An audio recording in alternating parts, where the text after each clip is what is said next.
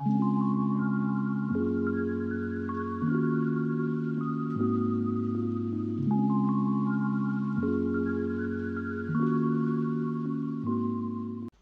ग्रह यदि केतु के साथ स्थित हो, शुक्र ग्रह एक शुभ ग्रह माना जाता है और केतु जो है ये छाया ग्रह और साथ ही अशुभ ग्रह माना जाता है। तो ऐसे में जन्म पत्रिका के इन स्थानों पर शुक्र और केतु की युति होने पर आपके जीवन पे क्या प्रभाव पड़ता है और साथ ही यदि आपने यह गलती कर दी तो हो सकता है आपको इस तरह का नुकसान हो सकता है। अधिक विलंब न करते हुए मैं ओम प्रकाश शर्मा ज्योतिष एकाग्र चैनल से आप सभी का हार्दिक स्वागत, हार्दिक अभिनंदन करता हूं।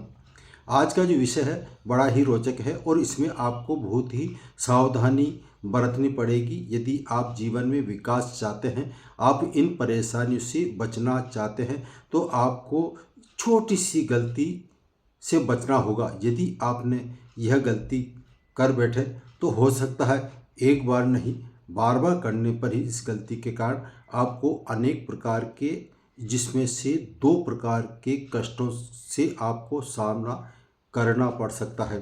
जन्म पत्रिका का यदि हम बात करते हैं, जन्म पत्रिका का दूसरा स्थान हम धन भाव के नाम से जानते हैं। धन का स्थान होता है, बैंक बैलेंस भी इससे देखा जाता है। धन कहाँ से आएगा तो इसका स्वामी जहाँ पर स्थित होगा उससे हम धन के मामले में बात करते हैं। जब ऐसा है दूसरा स्थान, अब आता है 5वां स्थान। जन्म पत्रिका का 5वां स्थान आपके संतान सुख को प्रदर्शित करता है, आपके प्रेम विवाह को प्रदर्शित करता है और साथ ही आपकी बुद्धि, उच्च बुद्धि को भी दर्शाता है। इसके अलावा यदि 7वां स्थान की हम बात करते हैं तो 7वां स्थान आपके दाम्पत्य सुख को दर्शाता है, व्यापार को दर्शाता है। आता है अब 8वां स्थान। जन्म पत्रिका का 8वां स्थान जो है यह गुप्त कार्य के लिए माना गया है। दूसरों का धन, गुप्त तांत्रिक मांत्रिक क्रियाएं, अनेक प्रकार से अचानक परेशानी देने वाला 8वां स्थान माना गया है। मृत्यु का कारक भी यही माना गया है। अचानक जितनी परेशानी आती है वो हम 8वें स्थान से देखते हैं। अब ये दुख की बात है तो 12वां स्थान, जन्म पत्रिका का 12वां स्थान, ये आपके शयन सुख का कहलाता है, आपके मोक्ष का कारक कहलाता है, आपके अस्पताल और दुख का कारक माना गया है। अब यदि यहाँ पर शुक्र ग्रह की हम बात कर रहे हैं, शुक्र ग्रह यहाँ काल पुरुष की कुंडली के अनुसार मीन राशि आती है, तो मीन राशि का शुक्र जहाँ पर स्थित होता है तो यह शुक्र उच्च का माना जाता है।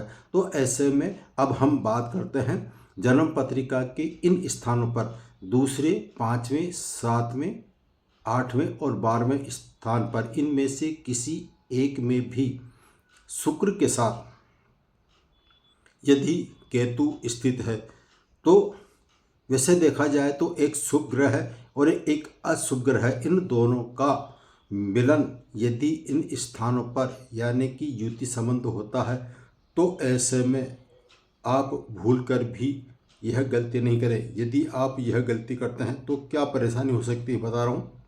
जन्म पत्रिका के धन स्थान पर शुक्र जो आपका धन बढ़ाने वाला होता है, आपके धन बैलेंस, बैंक बैलेंस को बताता है, परिवार का सुख बताता है, आपकी वाणी को मधुर बनाता है। यहाँ पर ऐसे में केतु का कार्य है, ये विच्छेदात्मक ग्रह माना जाता है। ये आपको उस चीज़ से दूर करता है। जब शुक्र के साथ जहाँ केतु स्थित है और आप यह गलती करेंगे तो ये केतु आपको इस चीज़ों से, यानी कि धन से, कुटुंब से आपको दूर कर देगा। धन कमाने की जो कला है वो आपकी धीरे धीरे नष्ट हो जाएगी। इसी तरह से 5वें स्थान पर यदि शुक्र के साथ केतु स्थित है तो आपके संतान सुख में बाधा आएगी। आपके सोचने की बुद्धि जो है वो धीरे धीरे भ्रष्ट होती चले जाएगी, क्योंकि ये क्या विच्छेद दूरी करता है। तो केतु को इस तरह से मानते हैं। और वैसे देखा जाए अब आता है 7वें स्थान पर। यदि 7वां स्थान पति पत्नी के दाम्पत्य जीवन का सुख यानी कि पति और पत्नी के बीच में मधुरता बने रहे, उनका वैवाहिक सुख कैसा होता है, ये 7वें स्थान में। अब यदि 7वें स्थान पर शुक्र स्थित है तो वो बहुत ही शुभ माना जाता है, लेकिन इसके साथ में केतु स्थित होने के बाद में ये पति पत्नी की दूरी बनाने का काम करता है। अब ये 8वां स्थान की जो मैंने बात की थी, 8वें स्थान पर शुक्र के साथ केतु स्थित हो और 12वें स्थान पर जो शुक्र है वहाँ पर मीन राशि का कहलाता है काल पुरुष के अनुसार, तो ये आपको वैभवशाली जीवन देने में सक्षम होता है। कौन? शुक्र ग्रह।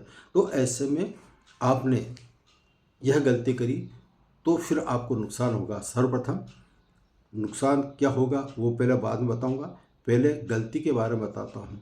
आप शुक्र ग्रह को, हम एक गलती करते हैं कि शुक्र ग्रह को हम धन का दाता मानकर, भौतिक सुखों को मानकर और वैभवशाली जीवन, लग्जरी लाइफ देने वाला मान तक, यहाँ तक सीमित रह जाता है। जबकि हर ग्रह के 2 पहलू होते हैं, तो हम सिर्फ एक ही पहलू देख रहे हैं, दूसरा पहलू होता है इसका आध्यात्मिक। इसी तरह से केतु जो है, केतु को हम गलत दृष्टि से देखते हैं, जबकि केतु का काम ये आपको दुनियादारी से मुक्त करते हुए आध्यात्मिक ईश्वर की तरफ जोड़ने का प्रयास करता है। तो ऐसे में जब शुक्र और केतु की दूसरे, 5वें, 7वें, 8वें और 12वें इन किसी भी स्थान पर यदि आपकी जन्म पत्रिका में शुक्र और केतु की युति है तो आप रात्रि को 3 बजे के बाद में, यानी कि 4 बजे, जब जिसको हम ब्रह्म मुहूर्त कहते हैं, तो 4 बजे से लेकर सुबह 7 बजे तक आप यह गलती नहीं करें। करना क्या है, आप आपके दाम्पत्य जीवन में जो सुख होता है उस सुख को इससे दूर बना कर रखें। वो सुख क्या है? आपके सेक्स की भावना। यदि आप पति पत्नी में आपस में संभोग करते हैं, सेक्स करते हैं, तो ये शुक्र और केतु आपसे नाराज हो जाएंगे और यह गलती आपके जीवन में भारी पड़ सकती है। क्या? एक तो आपकी संतान पर कष्ट आ सकता है, संतान सुख बाधित हो सकता है। इसके अलावा आप जो धन कमाना चाहते हैं उस धन कमाने में आपके रुकावट आ सकती है। आशा के विपरीत धन लाभ की अपेक्षा आपके दिनों दिन नुकसान होता ही चला जाएगा और एक दिन स्थिति ऐसी आएगी कि आप एकदम कंगाल तक हो सकते हैं। इसलिए प्रातः 3 बजे बाद से लेकर 7 बजे के बीच में आप भूल कर भी सेक्स कार्य नहीं करें।